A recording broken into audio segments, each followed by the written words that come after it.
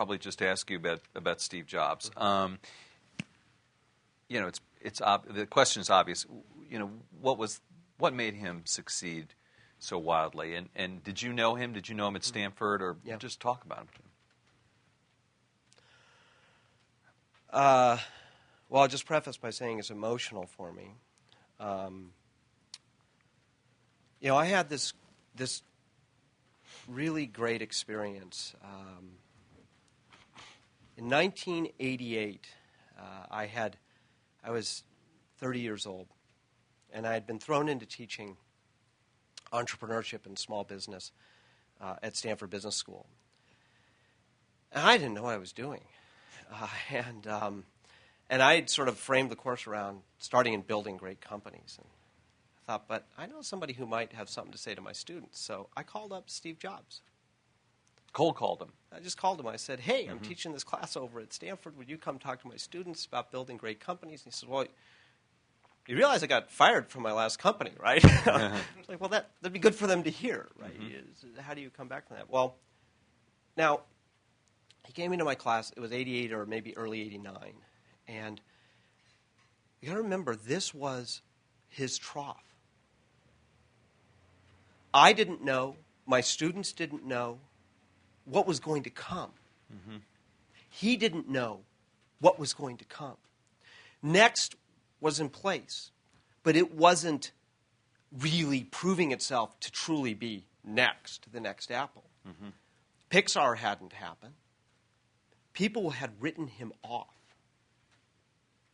People laughed at him. He'd been fired from the company he started. And he walks into my classroom, and sits down in the front of the class, and just says to my students, so what do you want to talk about? And the next 2 hours was a seminar on creativity, on life, on getting up no matter how you're knocked down. And at that point, at that trough, he could have been bitter. He could have been vengeful. And the only thing he said about Apple was, well, I got booted out of the last place. But that was it.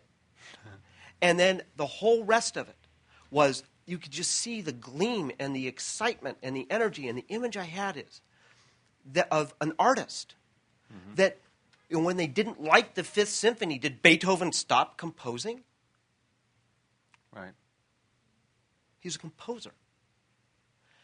And I realized then, this man is never going to stop. Now, we didn't know what would happen, but he was never going to stop, and he was never going to give up. Over the years, through a variety of ways, we had different forms of contact. And the thing that has always impressed me is not the products. It's himself. And your magazine once asked me, how do I evaluate Steve Jobs as a company builder? And I said, I think it's the wrong question. It'd be like asking, how do you evaluate Beethoven or Picasso as a company builder? He's an industrial Beethoven.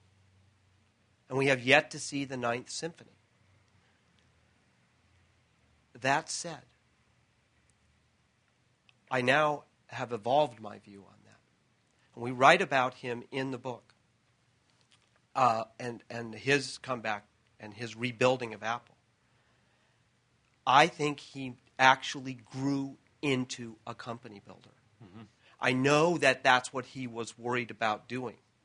And that he knew how to build insanely great products. And he had to learn how to build an insanely great company. And I believe he did that. I